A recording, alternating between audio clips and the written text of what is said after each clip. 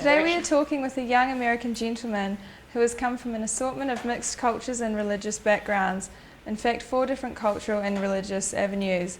We'll be talking about the challenges he has faced being a multicultural American from the west coast of the south of California, yet has been studying on the other side in New York.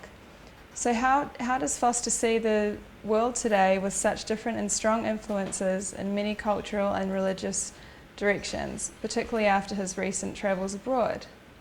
Welcome, Foster. How are you today? Hey. Good, thanks, Crystal. That's great. Lovely to have you here. Thank you very much. So, Foster, you're American, but you have an interesting background. Tell us about that. Well, my mom is Russian and she's Latin American, and her faith is Mormon and Jewish. My dad is Irish and he's East Indian, and his faith is Roman Catholic and Hindu. Wow, Foster, that's a mixture, just amazing.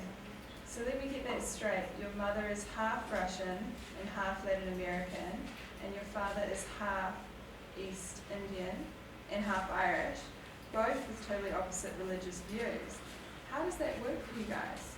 Well, it wasn't always easy because they conflict with each other, but in the center of all the religions is a core value which I definitely relate to. Just sort of the idea that 50% of our lives is up to us and the other 50% isn't. Mm-hmm. So some people call that God, some people call it luck, and I'm not really sure what it is. I don't really concern myself with the name.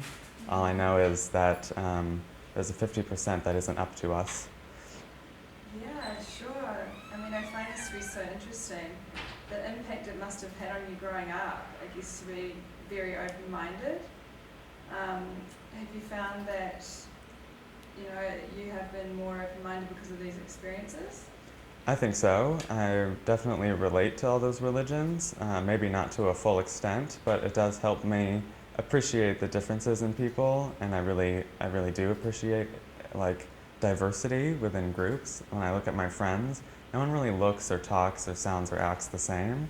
So I really like having variety in my life, and that's probably because of my childhood and my religious upbringing. Yeah, I can imagine so. And have you found that you've had any confusing experiences or ideas due to such a contrasting influence? Yeah, particularly when I was a kid, that was an issue, just because the religions conflict with each other so much. But when I got a little older, I just sort of appreciated them for what they were, and I wasn't so concerned with how they were different, but more with how they were the same. Okay. Yeah. Yeah, sure. So, can you tell me, was there anything you've come to disagree with along the way? Yes. Maybe religion or Right. views? Yeah, well, when it comes to the religions, I do have some disagreements with some of the doctrines and the rules, just because I feel like maybe some of them aren't so appropriate for the modern day life. And when it comes to the ethnicities, not necessarily. Like the Russian heritage, the Irish heritage, I don't have anything to disagree with. I know there's lots of issues in some of the countries, particularly in India, but I wouldn't say I disagree with them, but I definitely care a lot, and any disagreements I had when I was a kid, not so much anymore. Sure. And have you been lucky enough to travel to these places that your heritage is?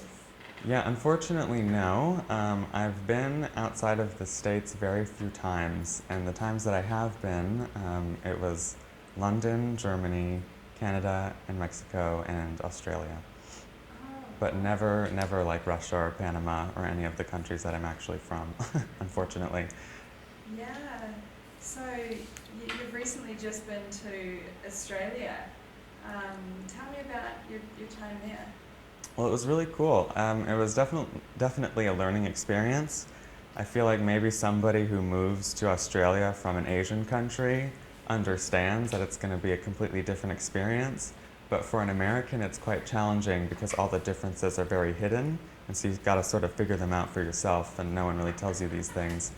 But it's still a very good cultural experience and a good learning experience, especially because I was actually in school when I was in Australia, so I learned a lot while I was there. Yeah, a long time that you were away. Yeah, it was almost a year. Almost a year. Mm-hmm. And do you feel that it's shaped you or changed you in any way contrary to your beliefs before you did start to travel around? I think so.